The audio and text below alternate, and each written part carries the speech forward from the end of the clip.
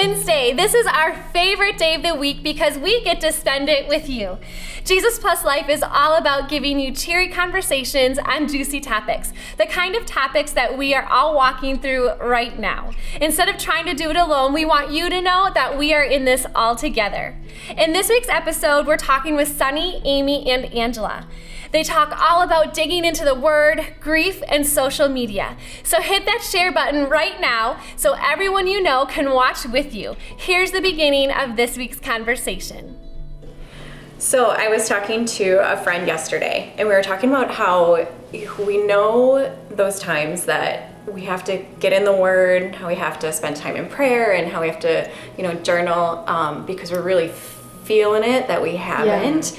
But how that battle is just, you don't want to, which you feel like as Christians, I'm like, you can't say that, you have to want to. But that we just have that moment of, oh, this feels hard, or I don't want to do it, or I don't, you make those excuses. How do you combat that? How do you find ways to, get around that? Or do you have those moments? Oh, I have those moments. Oh, believe me. Pastor or not, credentials ordination or not every day do I wake up and go, I just feel like opening my Bible. I do listen to my Bible a lot. And I do that because God let me off the hook a couple years ago that, Sonny, it's not cheating if you're doing your makeup or you're doing your hair and you're listening. I did it all this morning. For an hour, I got to listen in 1 Kings.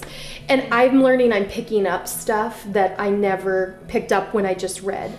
But also, that doesn't take the energy of me knowing I'm not feeling really like getting into the Bible and then I'm sitting there and reading, my mind's wandering. It's like that is just going into my ears whether I like it or not. So that's one thing. The second thing is that I start with journaling if I'm not in a good spot. Because God can take all of my rants, my concerns, my depressed thoughts. He can just take it and go, and I can write it and say, God, I'm just like super frustrated right now. Or God, I'm really worried about so-and-so. And then as I'm pouring that out, it does release some of that emotion that's negative because Satan wants me to have negative emotion so I don't open my Bible. Like that's his goal. And I also find that if I can just stay a little upset with the enemy, or if I find myself going a certain direction and I can go, okay, who's my enemy here? And it's Satan, not God. Or not just life, just sometimes is hard. No, the enemy is out to steal, kill, and destroy.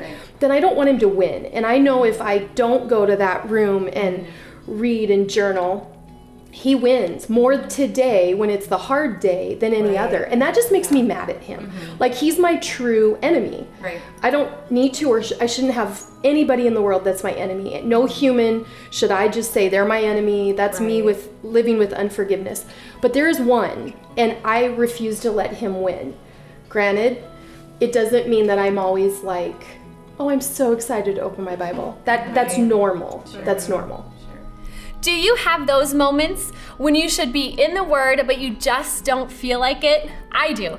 That's why we can't rely on our feelings. We need to rely on what God tells us, and He says that the Word is living and breathing and that it's good for us. So our motivation shouldn't be, does it make me feel good? It should be, God says it is good for me. Sonny listens to the Bible when she's doing her hair and makeup. She uses that as a way to get her time in with the Bible and to hear the Word when she can't read it. What are some creative ways you have tried to get the Word in you? Comment below. Now let's get back to that conversation and hear what Angela has to ask Sonny. One of the questions I had for you is about, you talk very frequently about the deep pain you felt when you lost your first daughter. So people who are going through deep pain like that, what do you say to them? Someone who, is fortunate enough not to have gone through that pain, it's hard to relate sometimes, but you still feel for them. Your heart goes out. What type of advice would you offer in terms of words of comfort, or if they're not open yet to hear those things, what can you do? Service, anything to help? Right.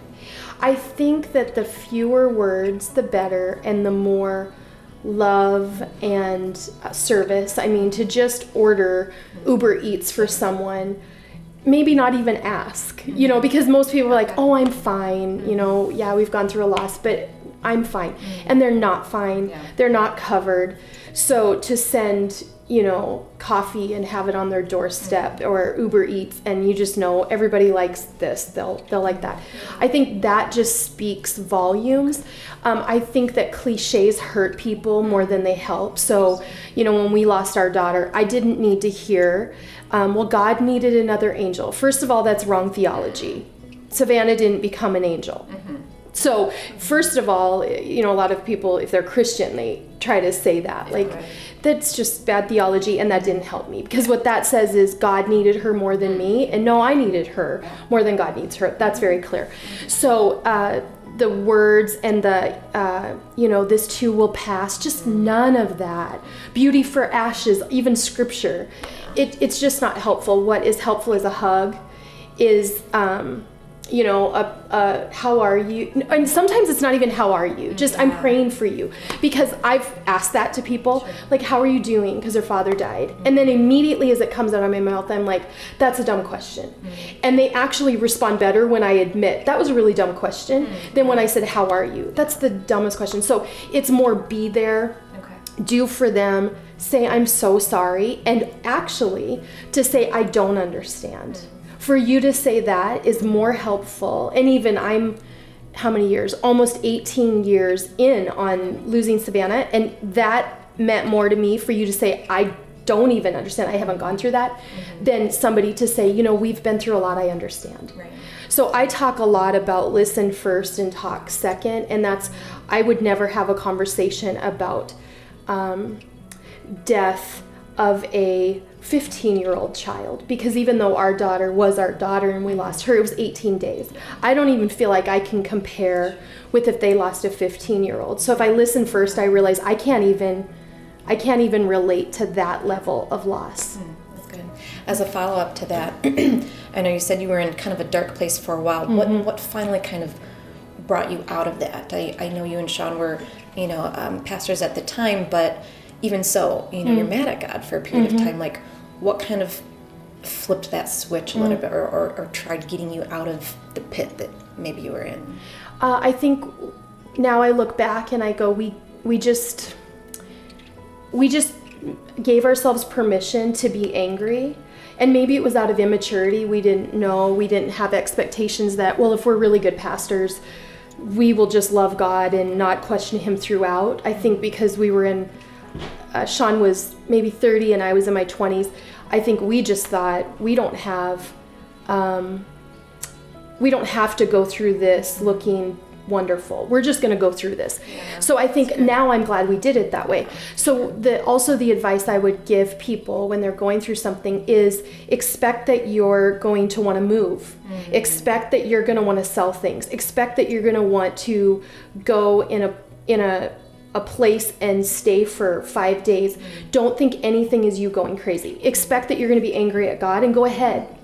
Again, he already knows what we're going through, so go ahead and just say it out loud. So I think because we allowed ourselves to go through it, we actually got to grieve, because there's stages of grief, and anger, resentment, denial. Those are all natural. And just because you're a Jesus person or Christian doesn't mean you can't go through them. I recently met with we were communicating over the phone with someone who their husband had an affair. And I told her, this is a grieving that you're going to start going through. It's a loss of a marriage. Sean's book, he talks about it's not just death that causes grief. It's your house is foreclosed or you're evicted. It's your job ends and, shop closed down. How many people are going through the grieving of this is what I did with my life. It's over. Right. So grieving can be any loss of anything. So this is a loss of the marriage as they knew it. This is... they can restart, but that is dead because it's been killed. Yeah. And I told her, don't think that just because you do love Jesus that you're just going to be like, you know what, in a few weeks we'll just be golden. No, you're going to be angry at him, her, God. You're going to question everything. And I think we can expect to go through that. And if we can help others know, don't feel any judgment on the emotions you're having. Mm-hmm. Acts of service speak louder when words just can't make the other person feel better in a time of deep pain. Sonny said listen first and talk second. So when you don't know what to say, just listen and love on them. Their greatest need is for you to be there as they walk through the grieving process. Grieving is not always related to a death. It can be any loss. The loss of a marriage, the loss of a job, the loss of a home. When we go through the grieving process, expect that you're going to be angry with God. God is not surprised that you are angry, so give yourself permission to live through that. Step into the grieving process and then help others in return when they're grieving. Let them know there is no judgment in the emotions that they are having. This is life-giving and life-changing advice. If you want to personally experience a life-giving event, check out this promo for the 920's biggest ladies event of the season.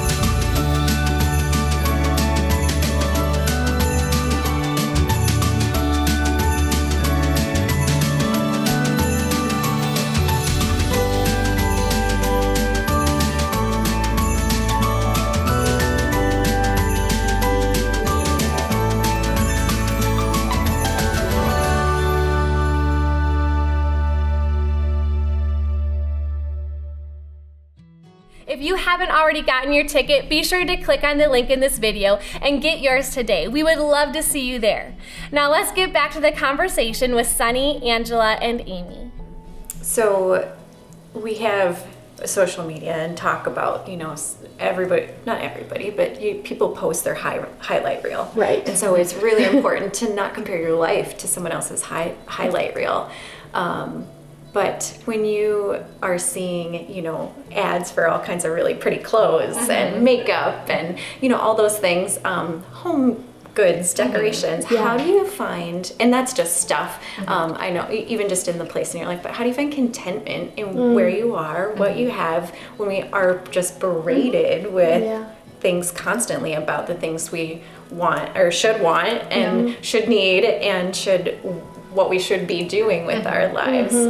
Again, we talk about just maybe don't look at social media or don't do that, but what other things maybe help you bring that contentment in order to just say push that off. Right. Does that make sense? Well, the really Jesus thing to say is journal about it, and I'm not going to have that be the answer to everything you guys ask, but when I start to thank God, even bullet point for the things in my head or on paper. Like, thank you for the house I have. Thank you for the car I have. Thank you for, just the stability I have. Then all of the other stuff doesn't seem as important, as well as I look at people who have all the stuff. And I know we're not movie stars or, anything like that, but I look at I just watched Sean and I watched the Elton John movie. And we finished the movie and we went, that was so depressing. And even at the end, it was like, this is what he's doing now. His whole life was just terrible.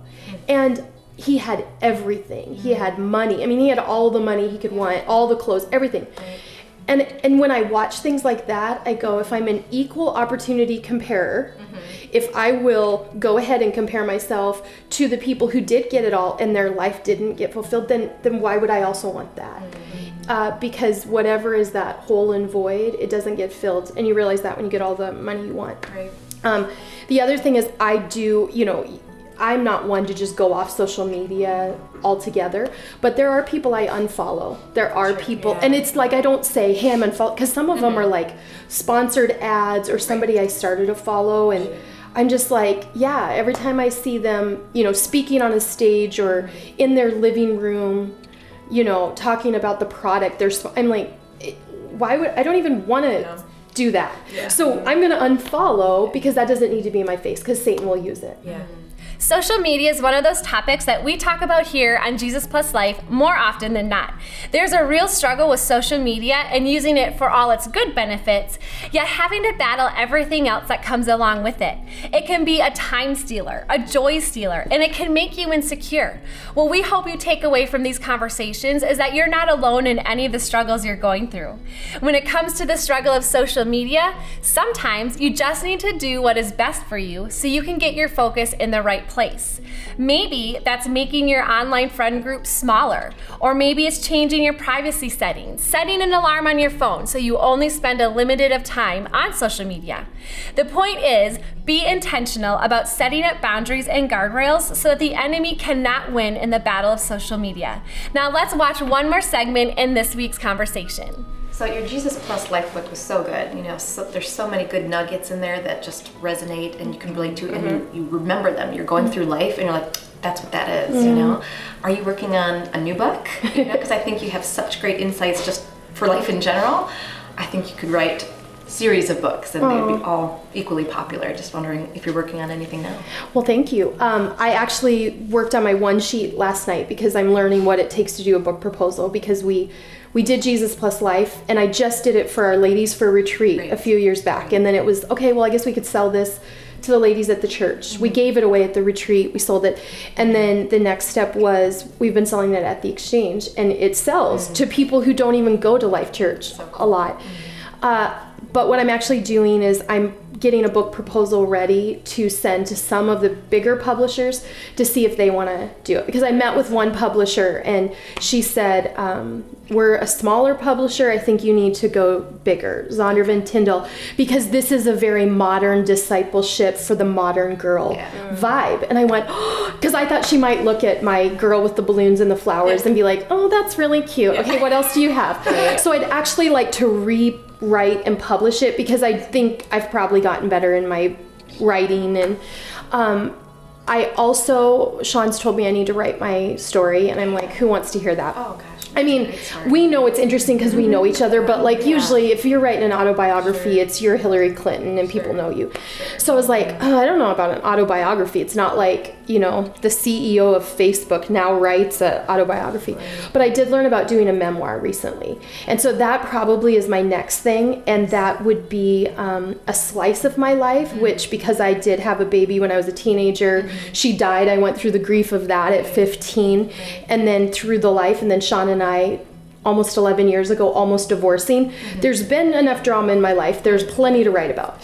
But God is the one that just, I feel like I am where I am today because of going through that. And I'm so grateful I went through everything. So I think a memoir is my next one, which I really hope, because I feel like I want my life to always point to Jesus, that through my story, it's pointing, and it's pointing to scripture. So it's not just a story. It's how does it point to Jesus? I really love King David. I'd love to write a book on King David. Even today, as I was listening to the Bible in 1 Kings, it talked about how it said, David was a man who served God fully, except for with Uriah. And it was like, we get it, he messed up. But the point is, David never didn't love God. He screwed up, but he never changed, and he never worshiped other gods. And even his son Solomon worshiped other gods eventually. And so then the line just started to get terrible.